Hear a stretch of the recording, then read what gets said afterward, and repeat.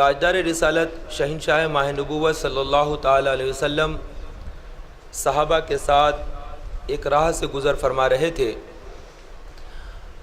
وہاں پر ایک مردہ بکری پڑی ہوئی تھی۔ اللہ کے حبیب صلی اللہ تعالیٰ علیہ وسلم نے اس مردہ بکری کی طرف اشارہ کرتے ہوئے صحابہ اکرام سے ارشاد فرمایا، کیا یہ مردہ بکری اپنے مالک کو پسند ہے؟ صحابہ نے عرض کیا، یا رسول اللہ بالکل ناپسند ہے، اگر پسند ہوتی تو یہاں پر کیوں پھینکتے؟ اللہ کے حبیب صلی اللہ تعالیٰ وسلم نے ارشاد فرمایا، یہ دنیا اللہ رب العزت کے نزدیک اس مردار بکری سے بھی زیادہ حقیر ہے۔ اگر اس کی وقت، دنیا کی وقت اللہ رب العزت کے نزدیک مکھی کے پر کے برابر ہوتی تو کافر کو دنیا میں پانی کا گھونٹ بھی نہیں پینے میں دیا جاتا۔ پھر اللہ کے نبی علیہ الصلوۃ والسلام نے ایک اور موقع پر حضرت ابو ہریرہ رضی اللہ عنہ کا ہاتھ پکڑا اور انہیں لے کر مدینہ شریف کی ایک وادی کی طرف لے کر گئے جہاں پر گندگی ہی گندگی تھی۔ غلاظت کے چیتھڑے پڑے ہوئے تھے اور بدبو آ رہی تھی، بڑی خراب جگہ تھی۔ اللہ کے نبی علیہ الصلوۃ والسلام نے اس جگہ پر ابو ہریرہ سے ارشاد فرمایا، اے ابو ہریرہ، یہ دیکھو، یہ جو گندے چیتھڑے نظر آ رہے ہیں یہ دنیا والوں کے بیش قیمت لباس تھے جنہیں وہ پہنا کرتے تھے، لیکن آج اس کے چیتھڑے اڑے ہوئے ہیں اور یہ تمہارے سامنے ہیں۔ اور یہ جو کھوپڑیاں نظر آ رہی ہے یہ بھی حریص تھے تمہاری طرح، اور ان کے دلوں میں بھی منصوبے تھے، خواہشات تھی، اور آج ان کی بوسیدہ ہڈیاں یہاں پر پڑی ہوئی ہیں، اور یہ جو لذیذ غذائیں یہ کھایا کرتے تھے اسی کی غلاظت یہاں پر نظر آتی ہے۔ اللہ کے حبیب صلی اللہ تعالیٰ علیہ وسلم نے پھر ابو ہریرہ سے فرمایا، خود ابو ہریرہ رضی اللہ تعالیٰ عنہ اس حدیث کے راوی ہیں، فرماتے ہیں کہ اللہ کے حبیب صلی اللہ علیہ وسلم نے مجھ سے فرمایا، اے ابو ہریرہ، یہ ہے دنیا کی حقیقت، اس پر جتنا رونا ہے تم رو لو۔ پھر اللہ کے رسول صلی اللہ تعالیٰ علیہ وسلم بہت دیر تک روتے رہے۔ ابو ہریرہ فرماتے ہیں میں بھی بہت دیر اللہ کے رسول کے ساتھ روتا رہا، دونوں کھڑے رہے، روتے رہے کہ دنیا کی حقیقت کچھ نہیں ہے، دنیا کی اوقات کچھ نہیں ہے، اللہ کے نزدیک اس کی کوئی اہمیت نہیں ہے، یہ دنیا اور اس میں جو کچھ بھی ہے یہ سب عارضی ہے، اللہ کے حبیب صلی اللہ تعالی وسلم کے پاس، اللہ کے پاس اس کی کوئی اہمیت نہیں ہے۔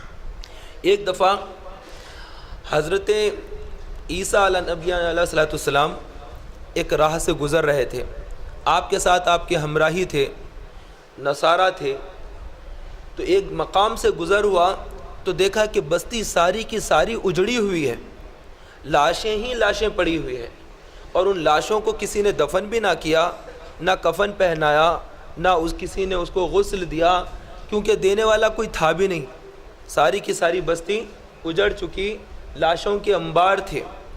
حضرت عیسیٰ علیہ الصلوۃ والسلام نے لوگوں سے فرمایا، اپنے ہمراہیوں سے فرمایا، اے لوگو، یہ دنیا ہے، اس سے عبرت حاصل کرو، یہ ان کے کچھ گناہ ہیں جس کے سبب اللہ رب العزت نے ان کی لاشوں کو دفن بھی ہونے نہ دیا اور ان کی لاشیں اس حالت میں پڑی ہوئی ہے۔ اگر ان کے گناہ نہ ہوتے تو یہ ضرور دفن کیے جاتے۔ ان کے صحابیوں نے عرض کیا کہ یا نبی اللہ، آپ اللہ رب العزت کی بارگاہ میں معروضہ رکھیے اور ضرور معلوم کیجئے کہ ان کا کیا گناہ تھا جس کے سبب اللہ رب العزت نے ان کو اس طرح حال میں موت دے دیا کہ ان کی لاشیں بھی دفن نہ ہو سکی۔ حضرت عیسیٰ علیہ الصلوۃ والسلام نے 2 رکعت نماز ادا کی، پھر رب کی بارگاہ میں طویل سجدہ کیا، پھر عرض کیا کہ اے مولا، یہ راز مجھ پر منکشف فرما کہ کیا وجہ ہے، کون سا یہ عمل تھا جس کے سبب تو نے انہیں ہلاک کر دیا ہے۔ اللہ رب العزت نے فرمایا، اے عیسیٰ، جب رات کا ایک پہر گزر جائے اور مکمل اندھیرا چھا جائے تو تم آواز دینا، یہ خود تمہیں اپنے ہلاکت کی وجہ بتائیں گے۔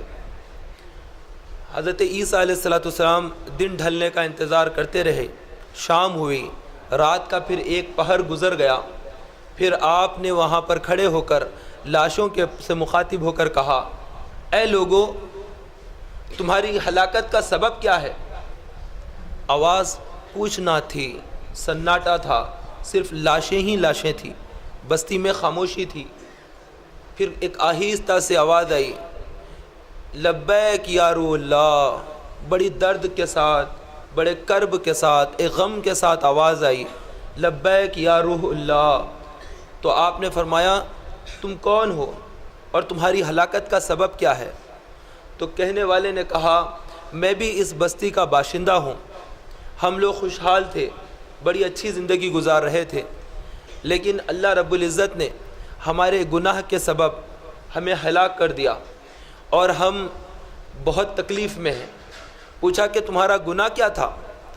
کہنے لگا کہ ہم دنیا سے محبت کیا کرتے تھے۔ پوچھا دنیا کی محبت تمہارے دلوں میں کس حد تک تھی؟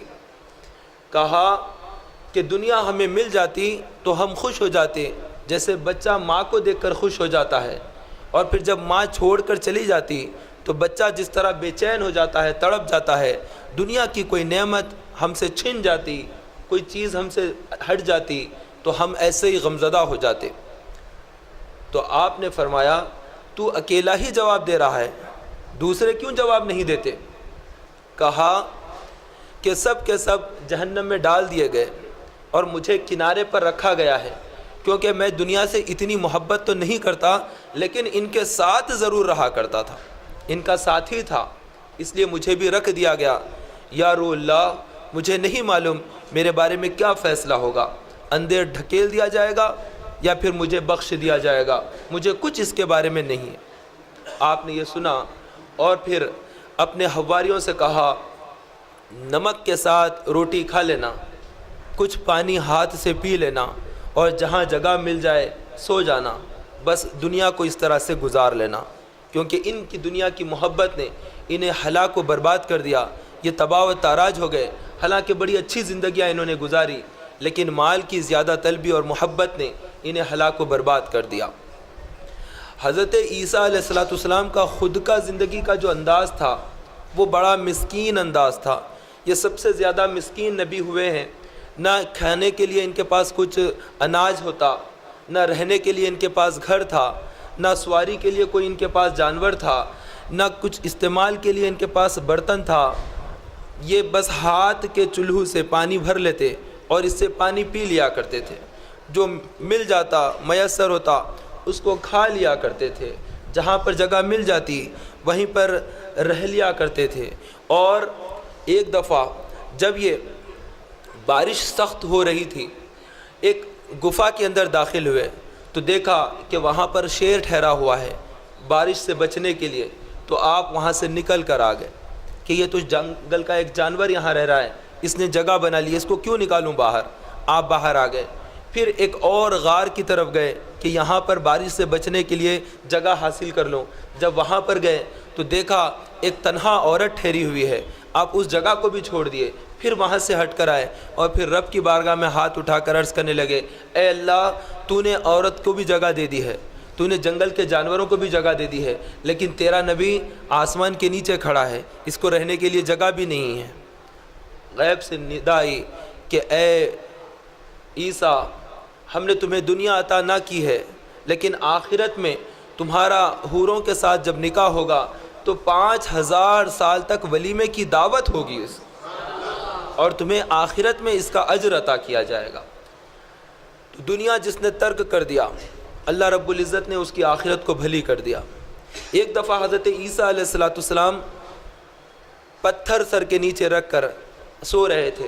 جیسے ہم معتکف ہوتے ہیں تو ہم اپنا بیگ رکھ لیتے ہیں، تکیہ اگر کسی نے لایا ہے تو تکیہ رکھ لیا، تکیہ اگر کسی کو میسر نہیں ہے، بیگ اونچا ہے تو ہاتھ رکھ لیتے ہیں کہ ہاتھ کا سرہانہ بنا لینا، تکیے کی جگہ ہاتھ کو رکھ لینا، یہ اللہ کے رسول صلی اللہ علیہ وسلم کی سنت ہے۔ اس سنت پر بھی بعض معتکفین عمل کر لیتے ہیں۔ تو بہرحال حضرت عیسیٰ علیہ نبینا علیہ السلام پتھر کا تکیہ بنا کر سو رہے تھے۔ اسی حالت میں شیطان آیا اور آپ کو جگا دیا، نیند سے بیدار ہوئے، پوچھا ملعون تو نے مجھے کیوں جگا دیا؟ کہا آپ نے تو دنیا کو ترک کر دیا تھا آپ نے تو دنیا کو چھوڑ دیا تھا، پھر دنیا کی محبت آپ کے پاس کیسے آ گئی؟ آپ فرمانے لگے میں نے تیری دنیا سے کیا لیا ہے؟ کہنے لگا یہ تکیہ تو بنایا ہوا ہے اور سرہانے رکھ لیا ہے، بغیر تکیے کے بھی تو سو سکتے تھے۔ آپ نے اس پتھر کو بھی ہٹا دیا اور کہا جا تیری دنیا سے مجھے یہ بھی نہیں چاہیے، پھر اس کو چھوڑ دیا اور ویسے ہی سرہانہ اپنے ہاتھ کو بنا لیا اور ایسے ہی سو گئے۔ کتنے انبیاء علیہ السلام نے دنیا کی محبت کو دور کرنے کے لیے واضح کی ہیں، نصیحتیں بیان فرمائی، اور حضرت آدم علیہ نبینا علیہ السلام نے بھی لوگوں کو نصیحت کی کہ اے لوگو تم نصیحت سن کر لو، میری نصیحت کو سن لو۔ اور پھر آپ نے نصیحت جو کی کسی اور کو نہیں بلکہ اپنے فرزند کو کی۔ حضرت شیس علیہ السلام کو بلایا جب آپ کا آخری وقت تھا، آپ نے بلایا حضرت شیش علیہ نبینا علیہ السلام، آپ کے فرزند آ کر کھڑے ہو گئے۔ پھر آپ نے فرمایا یہ دنیا عارضی ہے، اس پر مطمئن نہ ہونا، میں ہمیشگی والی جنت میں مطمئن تھا تو وہاں سے نکال دیا گیا، یہ دنیا تو ویسے ہی عارضی ہے۔ پھر فرمایا عورتوں کی خواہشات پر عمل نہ کرنا، میں نے عورت کی خواہش پر عمل کیا اور گندم کھایا تو اللہ رب العزت نے مجھے جنت سے نکال دیا۔ تو عورتوں کی خواہش پر عمل نہیں کرنا بلکہ اپنے حساب سے زندگی گزارنا۔ پھر فرمایا ہر کام کرنے سے پہلے اس کا انجام سوچ لینا، کیونکہ میں نے جب گندم کھایا تو میں نے یہ نہیں سوچا کہ اللہ ناراض ہوگا تو پھر میرا کیا ہوگا، بس اللہ نے منع کیا تھا کہ جنت کے اندر یہ چیزیں مت کھاؤ اور اس چیز سے دور رہنا اور اس درخت کے قریب نہ جانا، تو میں اس درخت کے قریب چلا گیا اور اس گندم کو کھا لیا، گیہوں کو کھا لیا، تو میرا انجام یہ ہوا کہ ہمیشگی والی ایک نعمت عظیم جنت کو چھوڑ دینا پڑا اور یہ اندھیری دنیا میں مجھے آ جانا پڑا۔ لہذا ہر کام کرنے سے پہلے اس کا انجام کیا ہوتا ہے اس کو ضرور سوچ لینا۔ پھر فرمایا جس کام سے تمہارا دل مطمئن نہ ہو اس کام کو ہرگز نہ کرنا۔ اے بیٹا جب کسی کام سے تمہارا دل مطمئن نہ ہو اس کام کو ہرگز نہ کرنا، کیونکہ جب میں گندم کھا رہا تھا میرا دل مطمئن نہ تھا، مجھے ایسا محسوس ہو رہا تھا کہ میں کچھ غلط کر رہا ہوں، پھر بھی میں نے کھا لیا۔ تو جب دل مطمئن نہ ہو تو اس کام کو ہرگز نہ کرنا۔ پھر فرمایا کوئی بھی کام کرنے سے پہلے مشورہ ضرور کر لینا۔ میں نے جب گندم کھایا اور میرے عورت کے بہکاوے میں آ کر میں نے اس کو کھا لیا، اگر میں مشورہ کر لیتا فرشتوں سے تو فرشتے مجھے ضرور کہہ دیتے کہ اللہ نے اس سے منع کیا ہے تم ہرگز اس کو نہ کھانا۔ تو کبھی بھی کوئی کام کرنے سے پہلے ضرور مشورہ کر لینا۔ اللہ کے رسول صلی اللہ تعالی علیہ وسلم نے نالین مبارک کے جو تسمے تھے، جو جوتے مبارک کے ڈوریاں تھی، سرکار دو عالم صلی اللہ علیہ وسلم کا نالین جو ہمارے سروں کا تاج ہے، وہ نالین پاک، اس کے جو ڈوریاں تھیں، جو تسمے تھے، وہ تسمے بوسیدہ ہو گئے، استعمال کرتے کرتے پرانے اور بوسیدہ ہو گئے۔ سرکار دو عالم صلی اللہ علیہ وسلم نے نئے تسمے منگائے اور نالین میں خود اپنے ہاتھوں سے ڈالا۔ ڈالنے کے بعد دیکھا تو وہ نالین بہت خوبصورت نظر آنے لگے۔ کیونکہ تسمے اس میں نئے تھے، وہ تو خوبصورت ہی ہیں لیکن نئے تسمے ڈالنے سے کچھ اور اس کے اندر کشش سے آنے لگی۔ اللہ کے نبی علیہ السلام نے نئے تسموں کو نکال کر باہر کر دیا اور پرانے تسمے ڈال دیے کہ یہ بھی دنیا کی محبت ہے، اس کو بھی ترک کیا جائے۔ یہ کس کے لیے ہے؟ یہ سب چیزیں یہ ہمارے لیے ہے۔ اللہ کے حبیب صلی اللہ علیہ وسلم کا ہر عمل، ہر فعل یہ امت کے لیے رہنمائی ہے۔